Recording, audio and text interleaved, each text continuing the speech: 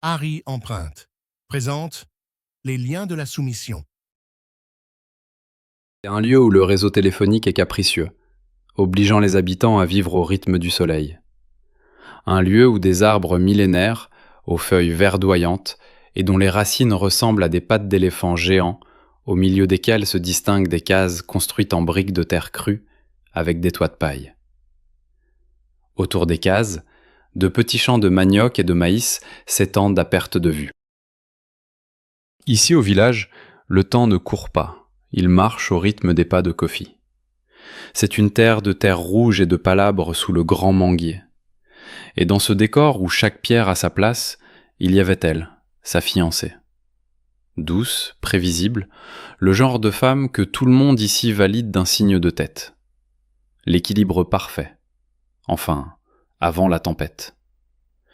Des femmes passent les cuvettes d'eau sur la tête, les pieds nus dans la poussière rouge.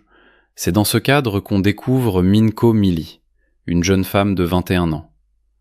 Elle est déjà réveillée, agenouillée devant un foyer de bois, les yeux rougis par la fumée. Elle souffle sur les braises pour chauffer le café de son père. Plus tard dans la journée, au bord de la forêt, là où le sentier rejoint le village, Kofi sort de la brousse, un gros porc-épic sur l'épaule et son fusil de l'autre côté. Il est fier, transpirant.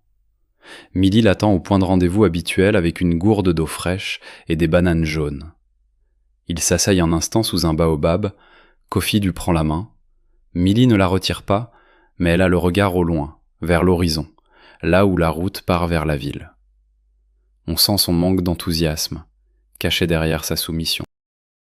Mili, de retour du marché, s'isole dans sa chambre et se baisse et de terre une petite boîte en fer blanc cachée sous son lit. Elle y ajoute quelques pièces, mais son regard est attiré par un objet brillant au fond de la boîte. Un vieux bouton de manchette doré, seul souvenir de son passage furtif près de la route de la ville. Elle sort de son rêve lorsque Catherine lui hurle « Mili, le feu s'éteint et ton père a faim !»« Espèce de traîne savate !» Mili cache rapidement sa boîte, essuie ses mains terreuses sur son pagne et se dépêche de s'exécuter. Le poilu du mensonge. Dans le village de Kofi, on ne choisit pas son destin, on l'hérite.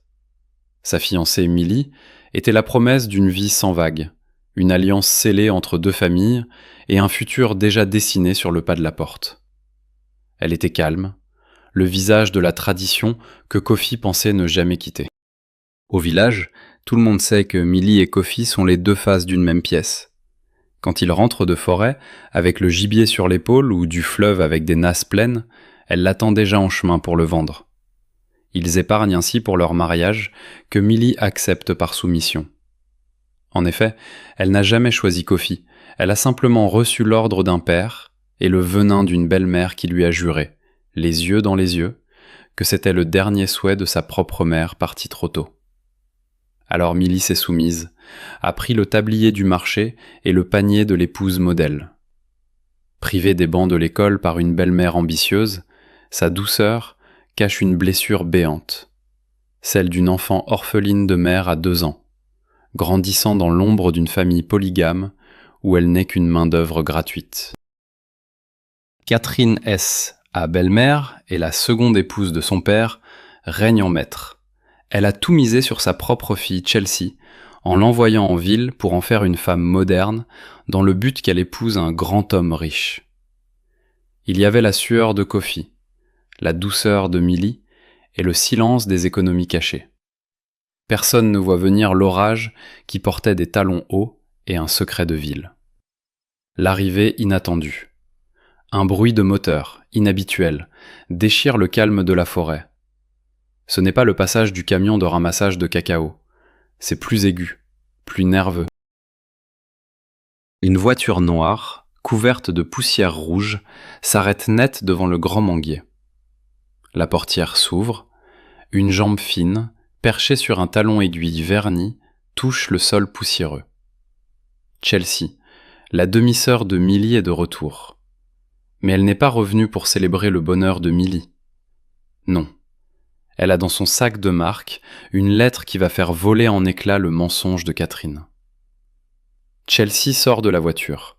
retire ses lunettes de soleil et balaie le village du regard avec dédain. Mais sourit en voyant l'effet qu'elle produit sur les hommes. Le secret de la chambre. Au village, la foudre ne tombe pas toujours du ciel. Parfois, elle arrive par la route, habillée de soie, prête à brûler tout ce que le travail avait bâti. Dans la chambre de Catherine, tard le soir, Chelsea est allongée. Elle a enlevé sa perruque. L'air malade, elle finit par avouer à sa mère « Maman, j'ai un problème. Le gars en ville a disparu, en fait je suis enceinte. » Catherine se lève, rouge de colère et sans dire mot fait des tours dans la chambre et finit par s'arrêter devant la fenêtre. Elle sourit sournoisement. Elle a trouvé une solution. Elle observe Kofi et Milly, au loin, en train de compter leurs économies à la lueur d'une lampe à pétrole. « Ce n'est pas un problème, ma fille, lâche-t-elle. C'est une opportunité. Laisse-moi m'occuper de ça. » Le venin de l'opportunité. Au village, la trahison ne fait pas de bruit au début. Elle rampe comme une vipère dans les herbes hautes du champ de manioc. Le lendemain, Catherine ne hurle pas. Elle approche Kofi, qui nettoie son fusil sous le baobab. Puis, d'une voix mielleuse, elle l'appelle affectueusement et lui dit que ce n'est pas la peine pour lui, un excellent et habile travailleur, de s'appliquer pour une femme qui compte fuir. Elle lui dit même qu'elle a surpris Milly en train de supplier Chelsea de l'emmener en ville, qu'elle compte s'enfuir avec toutes les économies, et qu'elle entretient un chauffeur comme amant, avec lequel elle compte s'enfuir, et mieux encore, elle est enceinte de ce dernier. Elle finit en le rassurant qu'elle ne comploterait jamais contre sa fille, car pour elle, Milly est comme sa propre fille, mais qu'elle ne peut pas la laisser détruire la vie d'un jeune homme qu'elle apprécie. Kofi, le cœur lourd de doute, entre dans la case de Milly alors qu'elle est au marché, fouille nerveuse et finit par déterrer la boîte en fer blanc. Il l'ouvre, et à l'intérieur, il découvre ce qui est pour lui la preuve de l'infidélité, le cadeau d'un amant de la ville, le bouton de manchette dorée qui brille. Milly revient du marché le cœur léger, pensant à leurs économies. Son sourire s'efface lorsqu'elle voit ses économies éparpillées par terre, et Kofi tenant la boîte blanche dans la main. La confrontation éclate. Devant les villageois qui observent en silence, Kofi rejette Milly avec mépris. Il ne la voit plus comme une jeune femme douce et dévouée, mais comme une étrangère qui l'a trompée. Ce soir-là, la pluie tombe enfin sur le village, mais elle ne lève pas le mensonge. Elle noie simplement les derniers espoirs d'une orpheline. Chelsea se rend dans la case de Kofi sous ordre de sa mère, s'approche de lui et lui pose la main sur son épaule tremblante de colère, puis, d'une voix feutrée, elle commence son œuvre de consolation. Elle murmure à Kofi combien il est un homme valeureux, un chasseur que n'importe quelle femme de la ville envierait, et feint de partager sa douleur face à la prétendue trahison de Milly. En fait, elle joue la confidente désolée.